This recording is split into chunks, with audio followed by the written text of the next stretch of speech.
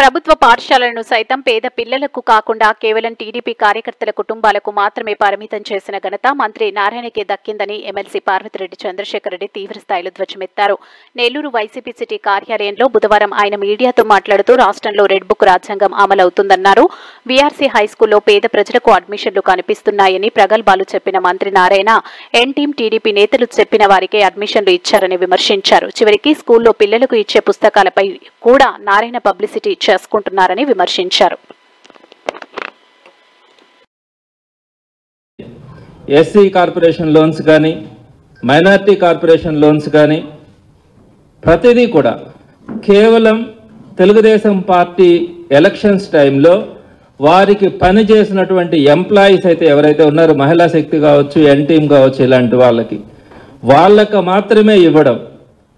అలానే జాఫర్ సాహెబ్ కెనాల్ మీద అక్కడ వైఎస్ఆర్సీపీ గవర్నమెంట్లో ఎంతో డెవలప్ చేసినప్పటికీ కూడా అక్కడ కొట్లు ఇవ్వాలని కొన్ని ప్రయత్నం చేసినటువంటి ప్రతి ఒక్కరూ కూడా అక్కడ వాళ్ళ దగ్గర ఉన్నటువంటి ఎంప్లాయీస్కి మాత్రమే వాటిని కేటాయింపులు చేయడం.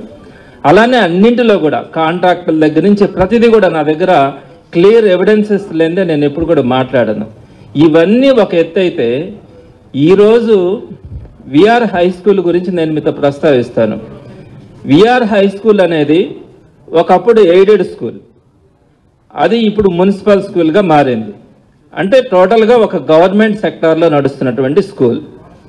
ఒక గవర్నమెంట్ స్కూల్లో కూడా అడ్మిషన్ తీసుకోవాలా అంటే అతను టీడీపీ కార్యకర్త లేదా టీడీపీ నాయకుడు రెఫరెన్స్ చేస్తేనే అక్కడ సీట్లు ఇచ్చే పరిస్థితి ఈరోజు చూస్తూ ఉంటే ఇది నెల్లూరు ఆంధ్ర రాష్ట్రమే కాదు, భారతదేశంలో కాదు, ప్రపంచంలో కూడా ఎక్కడా కూడా ఒక గవర్నమెంట్ సిస్టంలో రన్ అవుతున్నటువంటి స్కూల్లో అతను ఒక పార్టీ కార్యకర్త, అధికార పార్టీకి కార్యకర్త, నాయకుడు లేదా వాళ్ళు రెఫరెన్స్ ఇస్తేనే అక్కడ అడ్మిషన్స్ చేస్తున్నటువంటి పరిస్థితి మనం ఎక్కడా కూడా చూస్తున్నాం. ఇప్పుడు దాకా చరిత్రలో గవర్నమెంట్ స్కూల్స్లో కూడా మనకు అడ్మిషన్ కావాలా అంటే అతను తెలుగుదేశం పార్టీ నాయకుడు రెఫరెన్స్ ఇస్తేనే అడ్మిషన్ తీసుకునే పరిస్థితిని మనం ఇప్పటి వరకు చరిత్రలో ఎక్కడా కూడా చూడాలో అట్లాంటిది మనం విఆర్ హై స్కూల్లో గమనిస్తూ ఉన్నాం. దీనికి సంబంధించినటువంటి డేటాని నేను మీకు కొంత ఇస్తాను. ఒకటి, టోటల్గా విఆర్ హై స్కూల్లో కొత్తగా అది ప్రారంభమైంది. 1063 అడ్మిషన్లు టోటల్గా అక్కడ చేయడం కూడా జరిగింది. సో ఈ 1063 అడ్మిషన్స్ ఏ విధంగా చేస్తున్నారు?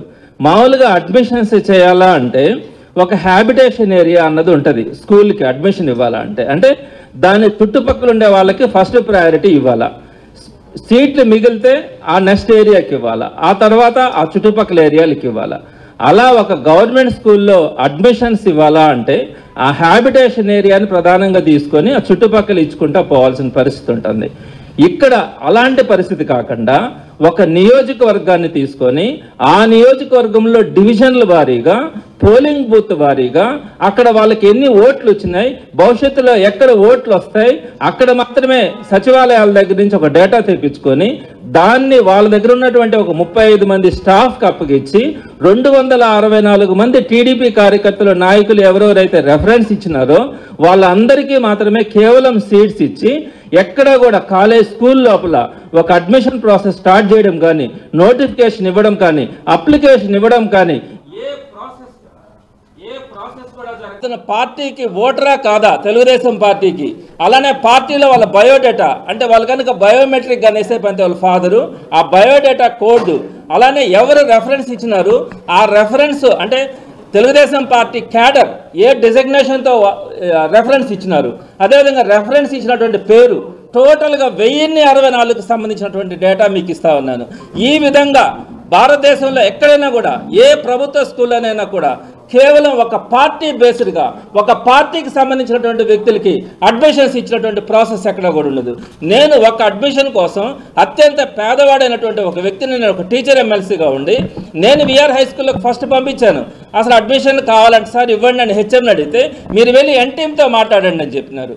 అప్పుడు నాకు డౌట్ వచ్చింది, అసలు ఏం జరుగుతూ ఉంది? ఒక గవర్నమెంట్ సిస్టంలో ఒక అడ్మిషన్ ప్రాసెస్ జరుగుతూ ఉన్నప్పుడు ఎందుకు ఈ విధంగా జరగట్లేదు అని చెప్పి తెలిస్తే ఈ విధంగా కంప్లీట్గా జరిగింది. జరిగింది.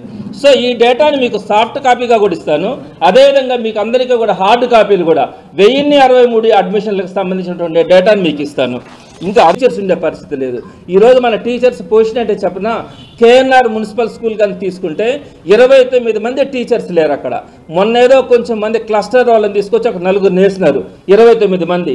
వెంకటేశ్వరపురంలో దగ్గర కానీ హై స్కూల్ కనుక తీసుకుంటే 16 మంది టీచర్స్ లేరు అక్కడ. అదేవిధంగా జాకిర్ హుసేన్ నగర్లో 7 మంది టీచర్స్ లేరు. ఈ విధంగా ఒక్కొక్క స్కూల్లో ఎంతమంది టీచర్స్ లేరో మీకు డేటా ఇస్తా ఉన్నాను. అదేవిధంగా నెల్లూరు సిటీ ప్రైమరీ స్కూల్స్కి తీసుకుంటే సుబేదార్పేటలో 2 ఉండాల్సి ఉంటే 2 లేరు. మొన్న ఒక క్లస్టర్ టీచర్ని తీసుకొని వచ్చి పెట్టినారు. అదేవిధంగా స్టోనస్పేటలో 2 ఉండాల్సి ఉంటే 2 లేరు. మొన్న ఒక క్లస్టర్ టీచర్ని తీసుకొని వచ్చి పెట్టినారు. రాయపాలెం ఇక్కడ ఒక హరిజనవాడ దగ్గర 2 టీచర్స్ ఉండాలంటే 2 లేరు. ఈ రోజుకి కూడా అక్కడ టీచర్ లేరు. పాత టీచర్ని అక్కడి నుంచి మీరు పెట్టాలా. ఆ తర్వాత ఏం చేస్తారు మీరు మీ గవర్నమెంట్లోనే స్పెషల్ ఆఫీస్ని రిక్రూట్ చేస్తారు. సిస్టంలో లేకుండా చేస్తూ ఉంటారు మీరు దాన్ని. మీరు స్టార్ట్ చేశారు కదా, మేము చంపేసా ఉన్నారు, మేము చంపలేదే, దాన్ని అది శుద్ధంగా జరుగుతూ ఉంది కదా. మరి మీరు ఈరోజు ఆ గవర్నమెంట్ జూనియర్ కాలేజీని మీరేం చేస్తున్నారు? అసలు గట్టిగా ఎటువంటి పరిస్థితుల్లో ఒప్పుకునేది లేదు. సో ఇప్పటికే జాఫర్ సాహెబ్ కెనాల్ విషయంలో కానీ